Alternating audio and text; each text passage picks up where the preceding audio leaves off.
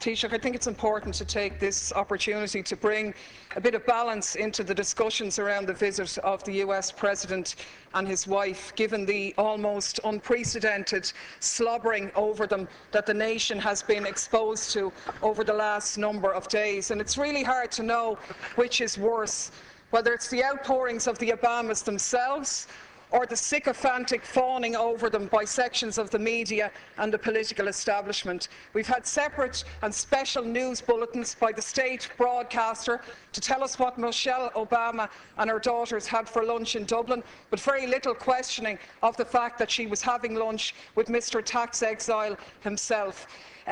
We had very little challenging of the fact that she's glad to be home, a country that she's been in less than a week and that her husband has very tenuous links in. And of course, the biggest irony of all, the protestations of Obama himself in his speech to the children in Northern Ireland about peace, when he said, "Those who choose a path of peace, I promise you that the United States of America will support you every step of the way. We will be the wind at your back." Now I ask you, is this person going for the Hypocrite of the Century award? Because we have to call things by their right names. And the reality is that by any serious examination, this man is a war criminal. He has just announced his decision to supply arms to the Syrian opposition, including the jihadists, fueling the destabilisation of that region and continuing to undermine secularism and knock back conditions for women. This is the man who is in essence stalling the Geneva peace talks by trying to broker enhanced leverage for the Syrian opposition by giving them arms, and to hell with the thousands more who lose their lives, or the tens of thousands more who will be displaced as this war goes on. This is the man who has facilitated a 200% increase in the use of drones, which have killed thousands of people, including hundreds of children. And you, Taoiseach, you are the one who's turned a blind eye on these activities. You've talked about the G8 being an opportunity to showcase Ireland, but is it not a reality that you have showcased us as a nation of pimps, prostituting ourselves in return for a pat on the head? To be honest with you, we were really speculating this morning whether you were going to deck the cabinet out in leprechaun hats decorated with a bit of stars and stripes to really mark abject humiliation here. So my question to you, Taoiseach, is as follows. What steps are you going to take to follow in the correct statements and the correct decision of your colleague Taoiseach Eamon Gilmore, who voted against the lifting of the arms embargo in relation to Syria? What steps are you going to take to ensure that no weapons for Syria are going to go through Shannon in breach of our international laws on neutrality? What steps are you going to take to showcase this country not as a lapdog of US imperialism, but as an independent nation with an independent foreign policy which takes a lead in international diplomacy to outlaw the use of drones, the favourite method of extermination of your friend Mr. Obama? On the Taoiseach. Right, please. Well, let me confirm to you first of all that the President was not inquiring about your whereabouts or your well-being. I think your comments are disgraceful. I think they do down the pride of Irish people all over the world, who are more than happy to see this island be a host to the G8, the leaders of the most industrialised nations in the world. And for you, Deputy Daly, to stand up here and criticise the American President for giving a continuation of support for a fragile peace process in Northern Ireland, where over 3,000 people lost their lives over 30 years, is a disgraceful do-down. And if you represent those people on the back line over there, if that's the kind of comment that you intend to make, well then it's beneath you actually. Even those of your predecessors in their brilliance never matched what you've just said here. Let me remind you that the communities in Northern Ireland and the politicians from administrations in this House here, of all governments, together with British governments and Northern Ireland politicians and Northern Ireland communities, have put together a very fragile peace. And far be it from you to come in here and criticise somebody who wants to support that process, visibly, personally, and with assistance from the United States, where 35 million Irish Americans, Deputy Daly, want this peace process to continue. And the young lady, the young student who introduced the President in Belfast, put her finger on it very well when she said, the reality is that Northern Ireland has had a past, and the reality is that Northern Ireland has a future. And that future, Deputy Daly, is one where peace in communities and across communities should abound. And it's beneath you to say that the American President should not be a party to keeping that process alive and visible. Insofar as the discussion on Syria is concerned, there was a serious discussion at the G8 summit with the members of the G8 themselves. I'm not sure whether you favour the Russian intervention here or whether you favour what the European Union put forward. While there was division among the countries in Europe about the lifting of the arms embargo, Ireland took a very clear position on this, which was articulated by the Taoiseach, that the embargo should not be lifted. But the conclusion of the G8 summit was that the Geneva peace talks should take place. Nobody wants to see wanton slaughter and the exodus of hundreds of thousands of people from Syria. And far from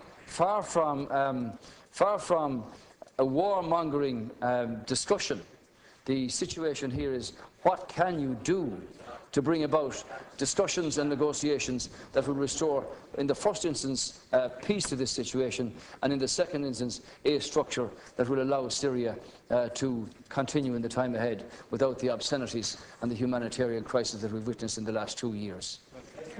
Deputy Daly, 1 minute. Please, yeah. 1 minute, Deputy. Thanks, Ceann Comhairle. Of course, I said nothing about the Northern Ireland peace process, a process which everybody supports, but is not one that gives you a licence to do whatever you like anywhere else around the globe. There isn't much peace in Iraq, where 26 people lost their lives yesterday. There isn't much peace in Afghanistan. There isn't much peace in Pakistan. And there certainly isn't much peace in Syria.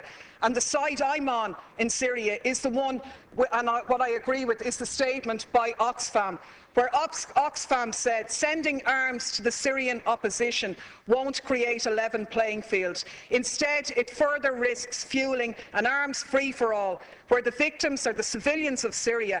Our experience tells us that the crisis will only drag on for longer if arms are poured in. And that's in essence what the Americans have done here. I can only take from your non-answer to the question that you were asked is that you're going to take no steps to ensure that those arms will not be sent through Shannon in breach of our neutrality. You said here last week no arms ever came through Shannon. How do you know that, seeing as no investigations take place? The reality is, in 2012, 548 US planes landed in Shannon. How do you know what was on them if you haven't examined them?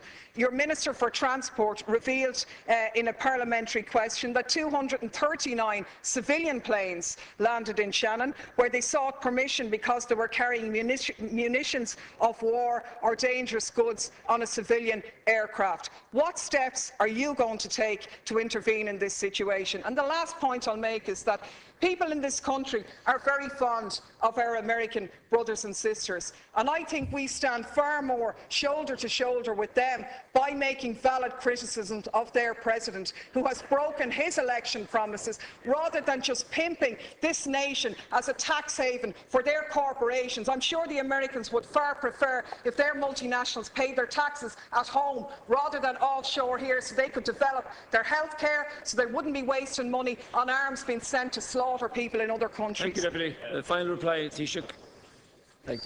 As you're aware, 100,000 American people are employed by Irish-owned firms across 50 states, and something similar here from American-invested corporates in this country. The American government, and I don't speak for them obviously, have taken the view in terms of withdrawal of their troops from Afghanistan and from Iraq.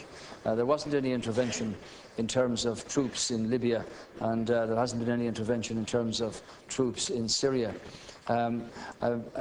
We've never supported rendition flights through Shannon, and it ill behoves you to make comments that are not true. Now, I think out of the middle of all that rant, you seem to support the government position here, which is articulated by the Taoiseach at the Minister of Foreign Affairs, that this country did not support and does not support the lifting of the arms embargo in Syria, because clearly with a multi opposition, very diverse factions in that opposition, these are very vexed questions. So the decision of the European Council to not agree in terms of the embargo means that that opportunity presents itself.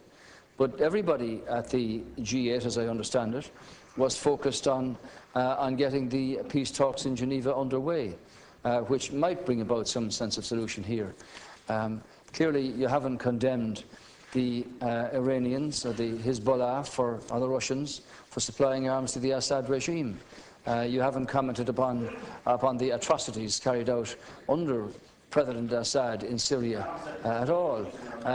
You seem to have a very biased view about the wanton slaughter of the Syrian people.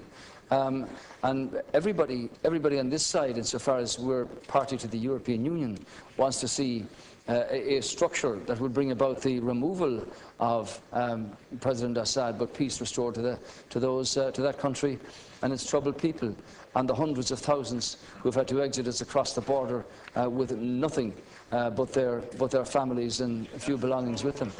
So, in that sense, Deputy Daly, I hope, and it's the hope of the government, that the peace talks in Geneva can actually take place and that something comes from them. And while I wasn't at the discussion about Syria at the G8, my understanding is that there was a very frank disclosure about the various views here, and that hopefully something beneficial will come from that. That's the answer to your question.